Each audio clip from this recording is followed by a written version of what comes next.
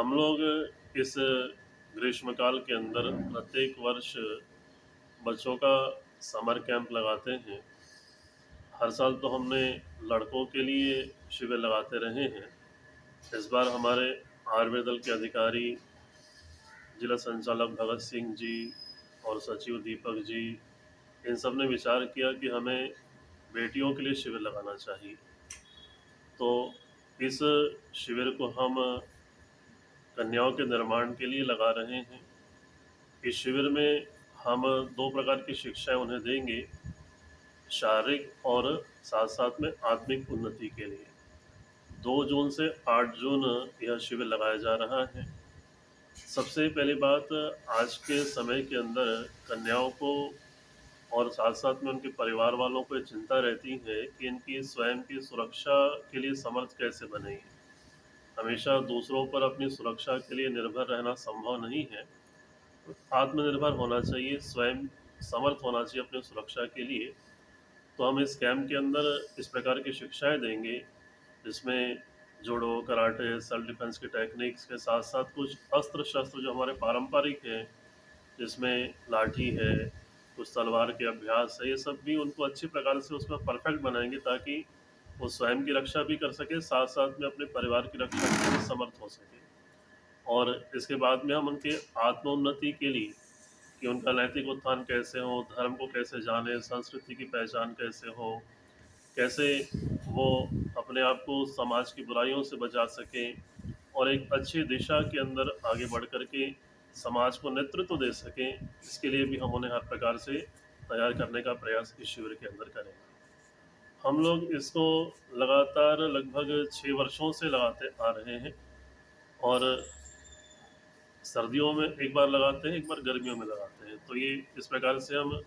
प्रतिवर्ष शिविर लगा रहे हैं, और इस प्रकार से अब तक हम सैकड़ों बच्चों तक पहुंचा चुके हैं अपने संदेश को। और अभी लगभग हमारे साथ में 500 बच्चे निरंतर जुड़े हुए हैं, जिनको हमने शारीरिक, मानसिक, आत्मिक रूप से अच्छी प्रकार से संस्कारित किया हुआ है।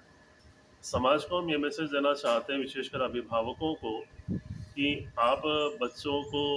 आधुनिक पढ़ाई करा रहे हैं, शिक्षा दे रहे हैं, वो बहुत आवश्यक भी है, देना भी चाहिए। लेकिन आप उसके साथ साथ में, जो मैं समझता हूँ उससे भी अधिक आवश्यक है, कि उनकी शारीरिक उन्नति कैसे हो, उनकी मानसिक और आत्मिक उन्नति कैसे हो, इसके लिए भी विशेष अभिभावकों को चिंता करना चाहिए, योजनाएं बनानी चाहिए, प्रयास करना चाहिए।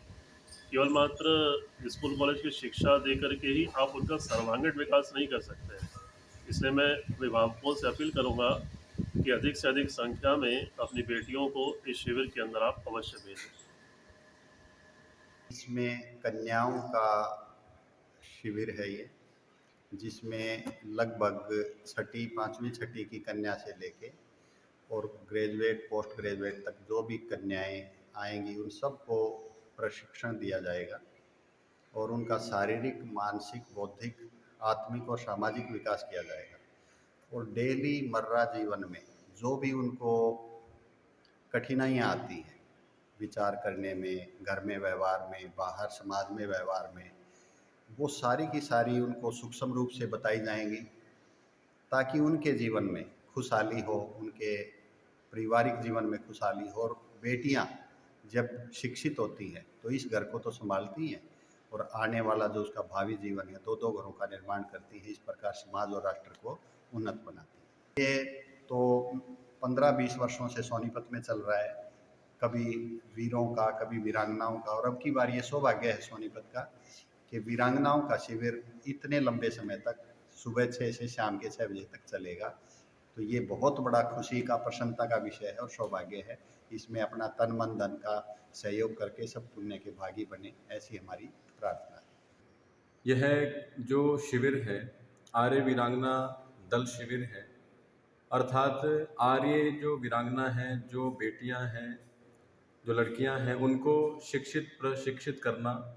शारीरिक रूप से भी, बौद्धिक रूप से भी, मानसिक रूप से और आत्मिक स्तर पर उनका विकास हो। हर प्रकार से हम चाहते हैं कि जो विद्यालयों में छुट्टियां चल रही हैं उनका सही उपयोग हो और वो कुछ ग्रहण कर पाएँ, शारीरिक प्रशिक्षण ग्रहण कर पाएँ और ऐसे ही बौद्धिक जो ज्ञान है उसको वो ले पाएँ, क्योंकि ये जो ज्ञान है या जो व्यायाम आदि करवाया जाएगा, ये सब हमारी प्राचीन पद्धति रही है और वही ज्ञान, वेदों का ज्ञान, दर्शनों का ज्ञान और सामान्य व्यवहार की चीज़ें, सामाजिक हम किस प्रकार से समाज में कैसे रहें और आत्मरक्षा के उसमें उपाय भी बताए जाएंगे, सुरक्षा के उपाय बताए जाएंगे।